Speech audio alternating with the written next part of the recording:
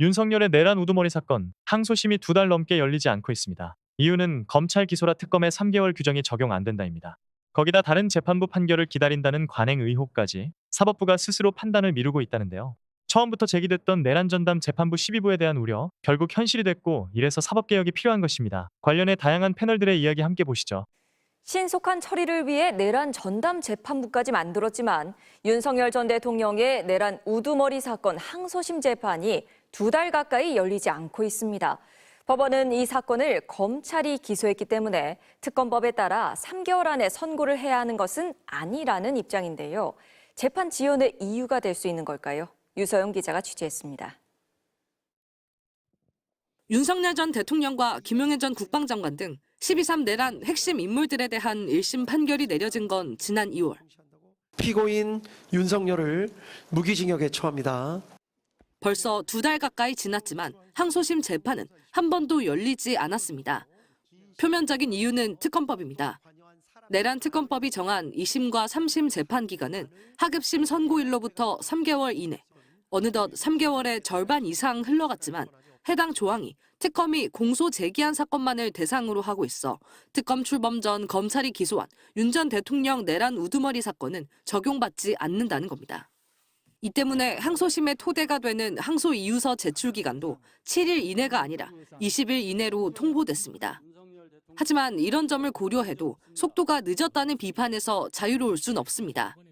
가장 마지막으로 서류가 전달된 조지호 전 경찰청장이 소송 기록 접수 통지서를 송달받은 날짜는 3월 13일. 20일을 채웠기 때문에 이제 재판을 여는데 문제가 없지만 기일을 정했다는 소식은 전해지지 않고 있기 때문입니다. 더군다나 윤 전 대통령 사건을 배당받은 항소심 재판부는 한덕수 전 국무총리 사건과 함께 현재 2건만 심리하고 있습니다. 최대한 신속한 재판을 위해 내란 전담 재판부를 두도록 한 특례법 때문인데 정작 이렇게 만들어진 재판부가 재판 지연을 막겠다는 특검법의 취지는 존중하지 않는다는 비판이 나옵니다. 내란 우두머리 사건은 상고심까지 올라갈 가능성이 높습니다.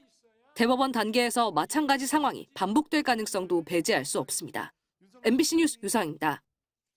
윤석열 관련해서 내란 재판 이게 왜 내란 특검법 이제 만들어지고 나서 그때 1심은 6개월, 또 2심, 3심 넘어갈 때는 각각 3개월 이내에 해야 된다라는 규정이 생겼잖아요. 근데 이제 정작 이 윤석열 내란 우두머리 혐의 관련된 이 재판에서 이게 지켜지지 않고 있다. 이거 왜 이런 거예요? 법이 있는데? 법에 약간 구멍이 있었던 거죠. 기소를 특검이 한 상황에만 적용이 된다고 해서 이거 같은 경우에는 특검이 기소하지 않은 부분이 있다라는 걸로 루플이 좀 있는 것 같은데 이거는 이거 사실은 그럼에도 불구하고 법의 취지라는 게 있잖아요. 그렇죠. 사실 사법부가 그 취지에 맞춰서 운영을 해줘야 되는데 그거에 조금 벗어났다는 이유만으로 자기들 편한 대로 진행을 하고 있는 거죠. 실제로 제가 어제 윤석열 씨의 다른 재판에 증인의 변호인으로서 참여했었는데 진짜 그냥 기일을 12월까지 잡아놨더라고요. 요거 다시 한번 정리하자면 이 내란 우두머리 혐의 재판 여러분 다 기억하시겠지만 지기현 판사가 했던 바로 그 재판입니다.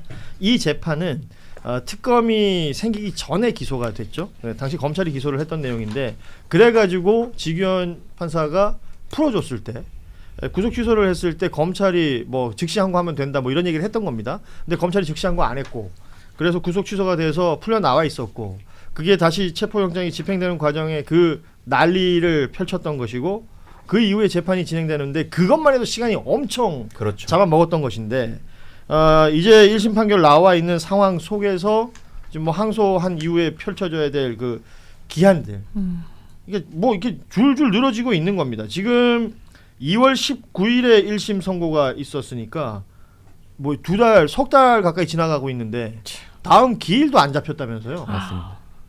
이거 같은 경우는 좀 민주당의 실책도 좀 있다. 그래갖고 거기에 대해서는 이걸 포괄하는 법을 만들었어야 되는데 이 부분을 놓친 부분이 있는 것 같고 빠르게 법 개정을 통해서 이 부분까지 포섭할 수 있게 만듦과 동시에 저는 하나 더 추가했으면 좋겠어요. 네. 이거 보통 이렇게 기한이 정해진 거에 대해서 법원은 훈시 규정이라고 해서 약간 지키면 좋고 안 되면 어쩔 수 없고 이런 식으로 넘어가는데 처벌 규정을 만들거나 징계 규정을 만들어서 이거를 지키지 않는 사법부 구성원에게는 불이익을 주는 안까지 넣어서 이게 훈시 규정 아니다 지켜라 라는 식의 좀 강제력을 부여했으면 좋겠습니다. 그러니까 이제 뭐 예를 들어서 판사들이 잘 하는 말이 이제 법이 있으면 법 지킨다는 거 아니에요. 네. 그러니까 관련해서 법을 만드는 것은 민주당이 속도를 낼 수 있습니까? 근데 아마 이 재판 과정 중에 또 만약에 법을 만들어지면은 만들면 이제 소급은 되는 그 그러니까. 소급 입법으로 하기는 어렵고 그러니까. 모든 법률이 다만 이게 법에 어떤 그 짚어주신 부분도 저도 좀 아쉬운데 이런 재판은 빨리 하는 게 맞는 거예요. 아니, 국익을 위해서. 그러니까. 이게 가이드라인이 되는 거예요. 이게 내란 수계잖아요. 이게 피라미드처럼 거기에 주요 임무 종사자와 부하 수행한 사람들이 있잖아요. 그러면 그 재판을 본인들이 맡으며 심지어 내란 전담 재판부인데 이거를 빨리 하는 게 정말 그 판사의 직업윤리 아니겠습니까? 이거를 기일을 어떻게 이렇게 그러니까 이런 얘기하지 것도 않습니까? 제대로 네. 안 지키려고 하니까 자꾸 법을 디테일하게 막 그러니까 만드는 그것도 그게 사실 맞지 그게 안 좋은 않다고 거잖아요. 봐요. 네, 법을 진짜. 확대적으로 좀 열어놔야 되는데 맞습니다. 아니 이런 쉽게 말해서 오히려 양아치 같은 짓을 하니까 이게 막 법을 막 일일이 세세하게 만들어야 되는 이런 통탄하게. 근데 이게 되는 지금 거예요. 소급표 걱정을 하시는데 일반적으로 이 사람을 처벌 안 하던 법에 대해서 처벌하게 만드는 소급표에 대해서 엄격하게 제한을 하지만 형사 절차나 이런 거에 대해서는 소급표에 대해서 그래도 관대하게 접근은 되기 때문에 꼭 위헌이 될 거라는 보장은 없습니다. 그래서 이 부분에 대해서 민주당이 조금 더 서둘러서 한다고 하면 어느 정도 왜냐면 법이 개정된 다음부터 3개월이라고만 하더라도 사실 또 속도감이 붙을 거라 이거는 당이 좀 나서야 되는 부분이 아닌가 싶습니다. 그러니까 법률로서 접근하는 것은 이제 전문가들은 저렇게 얘기할 수 있을 것 같은데 이게 어떻게 느껴지냐면 저는 그러니까 지금 이 재판부 혹은 이제 사법부는 재판을 질질 끈다라는 느낌을 주죠.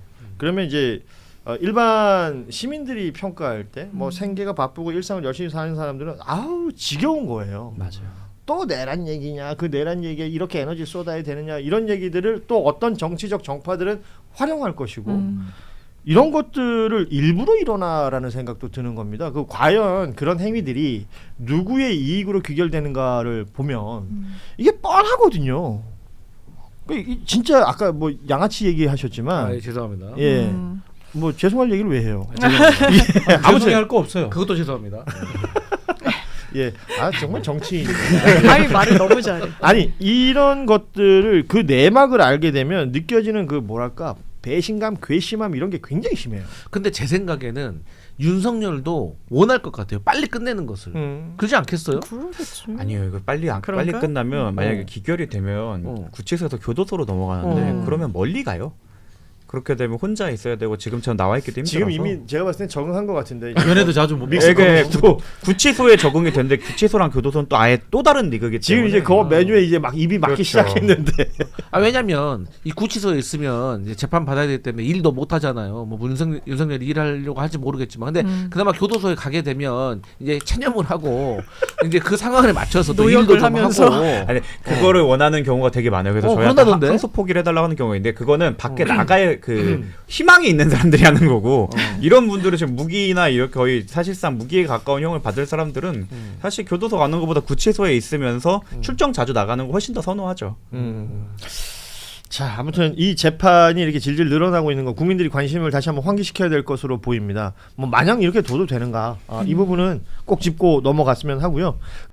서울고등법원의 내란 전담 12부 그 내란 전담 재판부 2개 있는 것 중에 윤성식 판사 거 말고 대등재판부 3명으로 구성된 서울고법 12부가 내란 전담 재판부가 돼 있다고 말씀드린 바 있잖아요. 근데 이 내란 전담 12부가 윤석열 내란 우두머리 사건을 맡고 있는데 얘네들이 윤석열 사건을 빨리 처리를 안 하고 있다고 시간을 질질 끌고 있다고 전해드렸습니다.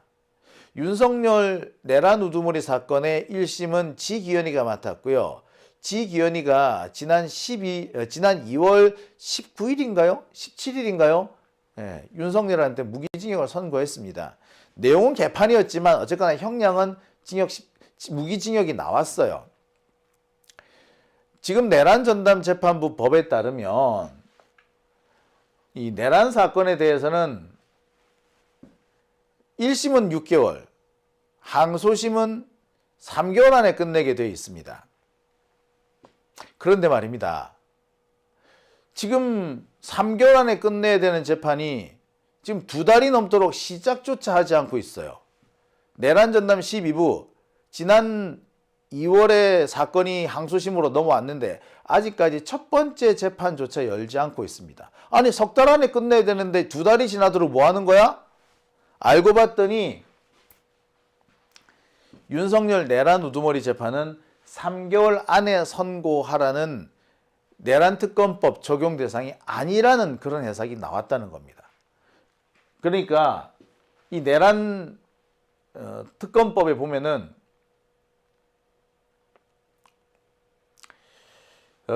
특별검사가 공소 제기한 사건의 경우에는 다른 재판에 우선하여 신속하게 선고 재판하여야 하며 1심은 6개월 이내, 3심과 2심은 3개월 이내 선고하라고 되어 있는데 문제는 윤석열 내란 우두머리 사건 재판은 특별검사가 공소 제기를 한 것이 아니라 검찰이 공소 제기를 하고 특검이 현재 이어받아서 진행을 하고 있다 이거야. 그러니까 이 사건은 윤석열 내란 우두머리 사건 재판은 3개월 시한에 걸리지 않는다라고 해석을 했다는 거예요. 누가 이런 해석을 했다고요? 내란 전담 12부. 윤석열 내란 우두머리 재판을 맡고 있는 내란 전담 12부가 이렇게 해석을 했대요. 그래서 시간을 지금 질질 끌고 있다는 겁니다. 그래서 지금 1심이 끝난 지 2달이 지나도록 첫 번째 재판도 안 열고 있다는 겁니다. 제가 이 내란 전담 12부 처음부터 좀 이상하다라고 말씀을 드렸습니다. 너무나도 찜찜하다라고 말씀을 드렸어요. 이승철, 조진구, 김민아 이 3명의 판사가 구성이 되어 있는데 이승철, 조진구 이 2명의 판사가 아무리 봐도 내가 수상하다 라고 했었죠.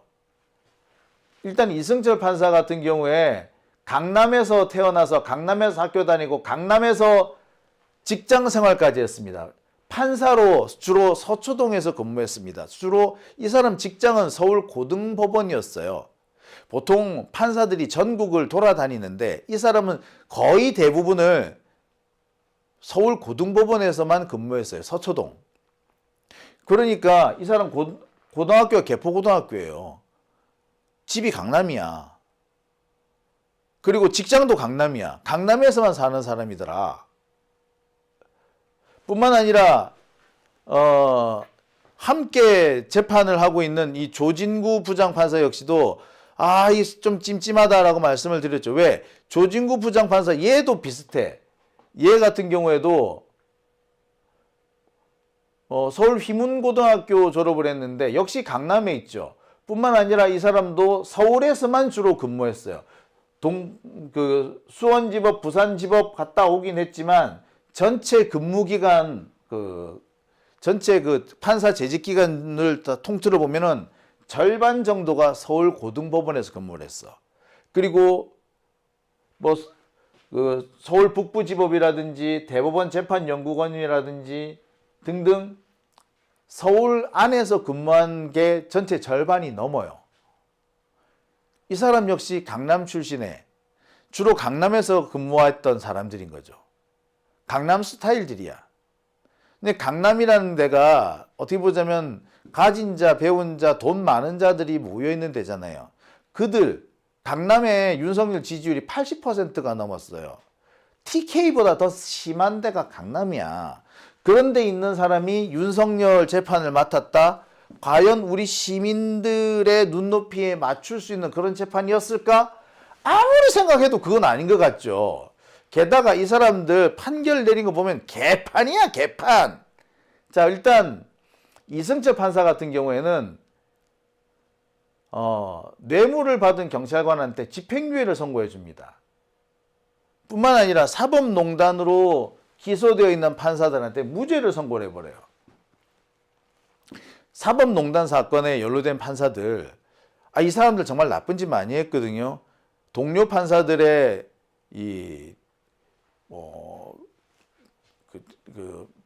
뒷조사를 한다든지, 동료 판사들의 뒷조사를 한다든지, 또는 이 주요 사건에 개입을 해서 판결을 좌우한다든지, 또는 판결을 대법원 판결을 그 정권의 입맛에 맞춰서 하기 위해서 그 법기술을 부리는 방법들, 이런 것들을 고안해 본다든지, 하여튼 나쁜 짓만 골라서 했던 사람들이야. 근데 이 사람들이 다 법정에서 무죄 판결을 받아요. 이 무죄 판결을 누가 내렸다고? 예, 이승철 판사가 냈다는 거야. 심지어 마약으로 적발이 된 홍정욱, 옛날 국힘당 국회의원이죠. 홍정욱 딸한테 집행유예를 선고를 해주기도 합니다. 홍정욱 딸 같은 경우는 단순 마약 투약이 아니라 마약 밀반입이에요. 외국으로부터 거액의 마약을 밀반입하다 딱 걸렸단 말이야. 근데 집행유예야. 원래 밀반입은요, 죄가 무겁습니다. 절대 집행유예가 나올 수가 없어요. 근데 또 나왔어. 이걸 누가 해줬다고요? 예, 이승철 판사, 내란 전담 재판부. 아, 도대체 이해가 안 가지 않습니까? 그러면서 전교조 합법화를 위해서 투쟁하는 노동자에 대해서는 가차없이 처벌을 합니다. 데모 좀 했다고 바로 집행유예야. 아니, 누구는 마약을 밀반입해도 집행유예인데, 아, 데모 좀 했다고 집행유예라고? 와, 뭐야 이거? 전교조 합법화 데모한 게 그렇게 중죄입니까? 이 짓을 누가 했다고요? 이승철 판사. 제가 몇 차례 말씀을 드렸습니다. 아까 조진구 판사도 마찬가지예요. 이 조진구 판사 같은 경우에는 윤석열 장모 최은순 씨, 이 사람이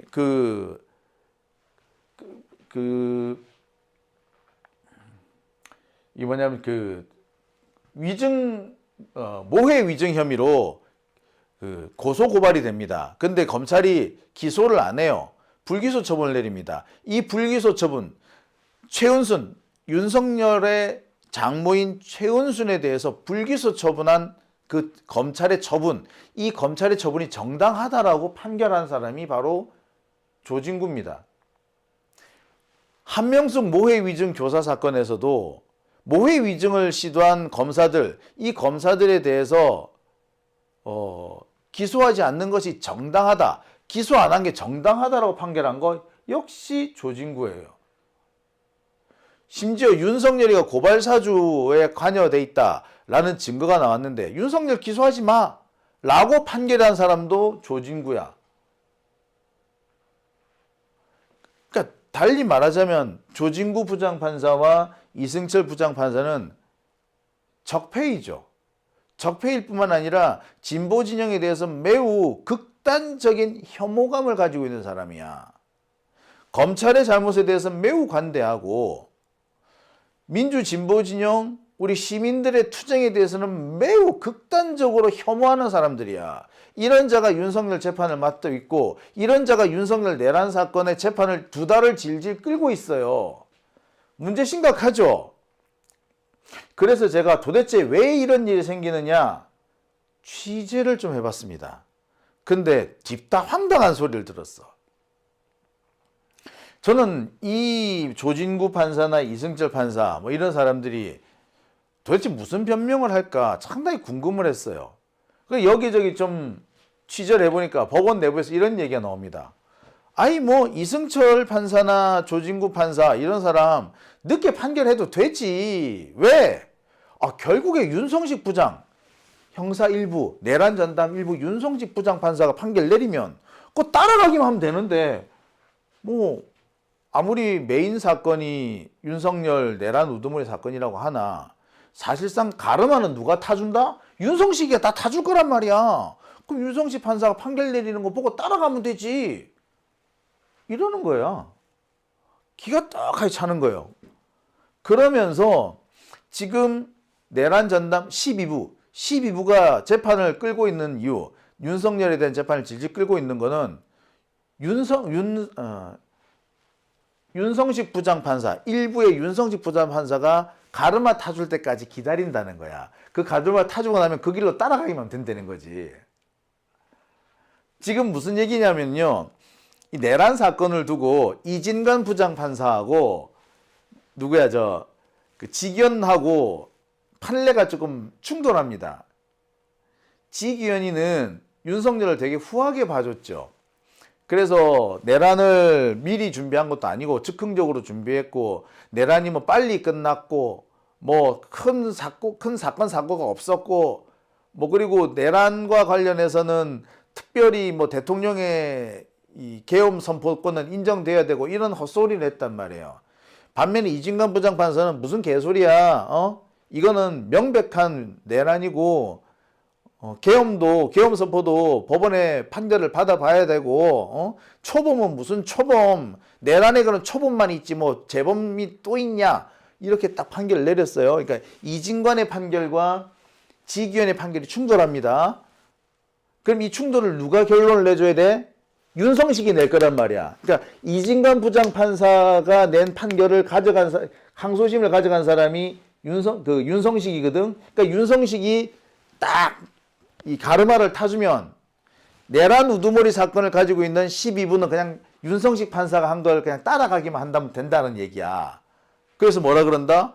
아이, 결국 윤성식 부장판사한테 달린 거 아니냐. 이 사람이 판결 내리면은 이 사람이 가르마를 타면 그게 따라가면 되지. 외형상 두 개의 재판부로 나뉘어 있지만 윤성식 부장판사 판결이 일단 선행 판결이 될 거야. 그럼 이 판결을 따라가기만 하면 된다는 거야. 그러니 12부가 빨리 판결할 이유가 없지. 윤성식 판사님 먼저 해주세요. 우리 기다릴게. 이거라는 거야. 참네. 실제로 4월 29일 날 윤석열 체포방해 사건에 대한 선고가 있습니다.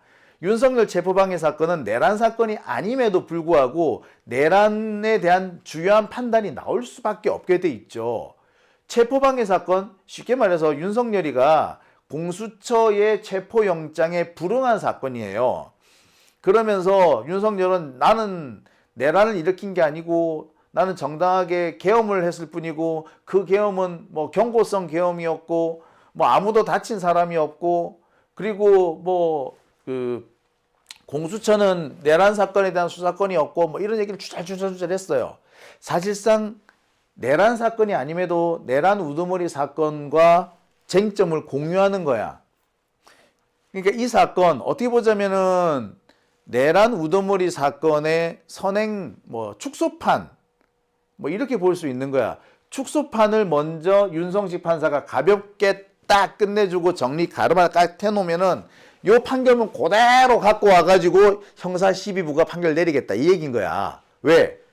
윤성식 판사가 대빵이거든. 말 그대로 지금도 형사 1부 부장판사 아니야. 1부 부장판사고 이 사람이 지금 대법관 후보이기도 하잖아요. 그러니까 이 뒤를 졸졸졸 따라가면 되는 거 아니냐 이거야. 그리고 솔직히 지금 윤석열 1심에서 무기징역 나왔잖아요. 무기징역 나온 상태이기 때문에 양형에는 크게 변동이 나올 수가 없다 이거야. 솔직히 사형 선고하기 어렵대. 그러니까 사형 선고는 어려우니까 내란 무기징역은 그대로인데 뭐만 달라지느냐면 내란과 계엄의 성격을 두고 1심 지기현이가 내린 판결을 뒤집느냐 마느냐. 그래서 지기현 판결을 폐기하고 이진관을 따라갈 거냐 말 거냐 요것만 결정되는 거 아니야. 요 결정을 누가 내려주면 된다? 윤성식이가 내려주면 윤성식 판사가 내려주면 12부는 따라간다는 거야. 그래서 결국 윤성식 판사한테 달린 거 아니냐. 이 사람이 가르마 타주면 12부는 그냥 그래요 따라갈게. 왜? 윤성식 부장판사는 지금 현재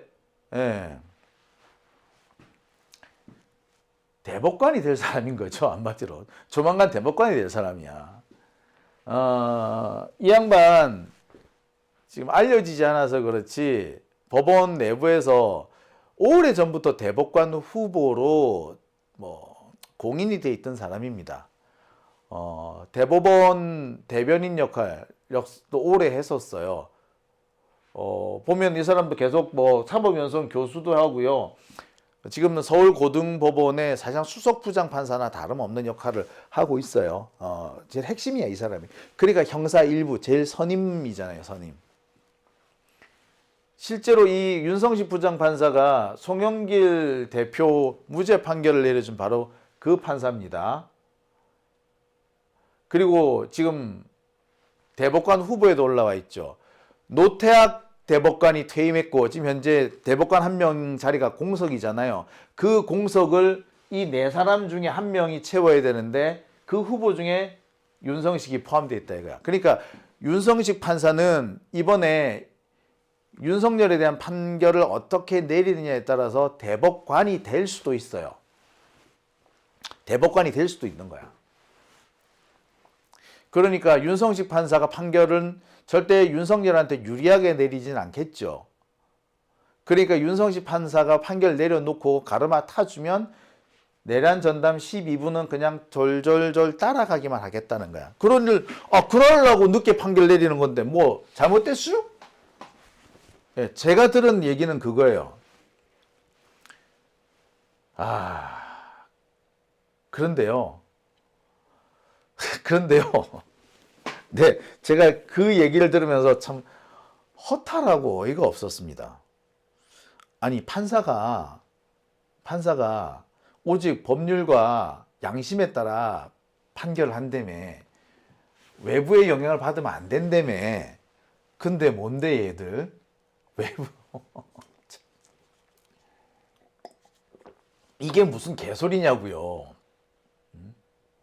이게 무슨 개소리냐고. 다른 재판부, 특히 이제 곧 대법관을 할 아주 유력한 판사님이 먼저 판결을 내려주면 우리는 따라가기만 하면 된다. 뭐 하는 소리인데 이게 뭐 하는 짓입니까? 사법부가 독립돼야 된다며. 응? 사법부의 독립권을 침해하지 말라며. 오직 법률과 양심에 따라 판단을 한다며. 그런데 다른 재판부의 그 잘 나가는 판사님, 그 판사님의 판결을 따라가는 게 이게 사법부 독립이야? 참. 기가 차죠? 가짜나 죽겠지. 저한테 이 얘기를 전해준 사람이 진짜 이 내란전담 12부의 얘기를 가지고 왔는지, 진짜 그로 듣고 얘기를 하는 건지, 아니면 자신의 그냥 뇌피셜인지는 아직까지는 확실하지 않아요. 하지만 제가 이거를 법원 관계자로부터 들은 얘기, 특히 서울 고법 관계자로 들은 얘기는 제가 확실하거든요. 예, 제가 그래서 참 나름 허탈합니다. 근데 말은 맞아요. 대체로 지금까지 법원의 관행을 보면 그렇게도 했어요. 비슷비슷한 사건, 대형 사건 여러 개가 있단 말이에요. 그러니까 큰 사건이 하나 터져요. 그럼 큰 사건, 그러니까 예를 들어서 전에 과거 같은 경우는 박근혜 탄핵 사건 있잖아요. 박근혜 국정농단 사건. 박근혜 국정농단 사건은 재판이 한 서너 군데로 나뉘어져서 진행이 됐어요. 그런데 가장 선임이 될 만한 판사가 먼저 판결을 내려주는 거예요. 그러면 나머지 재판부는 그 판결을 그냥 따라가는 그런 경우가 많았어요. 그래서 판결문을 보면 마치 복붙한 것 같은 느낌 들고 막 그랬거든요. 그러니까 다른 사건들도 마찬가지입니다. 하나의 큰 사건이 있고 그 사건을 이제 피고인이 여러 명 있을 테니까 그 피고인별로 재판부가 이렇게 분배가 될 거 아니에요. 재판부가 배분이 되는데 그 중에서 제일 선임자 혹은 뭐 제일 연장자 또는 법원 내에서 제일 힘 있는 영향력이 큰 판사, 이 판사가 먼저 판결을 내려주고 나머지 판사들은 그 판결을 졸졸졸 따라가는 그런 형태가 사실 왕왕 있었어요. 왕왕 있었어. 가습기 살균제 사건 같은 경우에도 꽤 여러 건의 사건이 나눠져 있었거든요. 그래서 원고에 따라서 피고에 따라서 재판부가 나뉘어져 있었어요. 근데 제일 먼저 판결을 내린 그 재판부가 하나 있었고 그 재판부의 판결을 다른 재판부들이 거의 따라갔어요. 이번에도 그렇게 하겠다는 거지. 글쎄요, 뭐 그래요, 뭐. 그러니까 윤석열 1심 판결 같은 경우에 원래는 지기현이가 그 역할을 할 뻔했던 거지. 그런데 막 이렇게 여기저기서 비판이 쏟아지니까 슬그머니 앞에 척후병 역할이 되나요? 길잡이 역할을 할 판사를 슬그머니 바꾼 거야. 누구로? 이진관으로 바꾼 거야. 그래서 지금 같은 상황이 벌어진 건데요.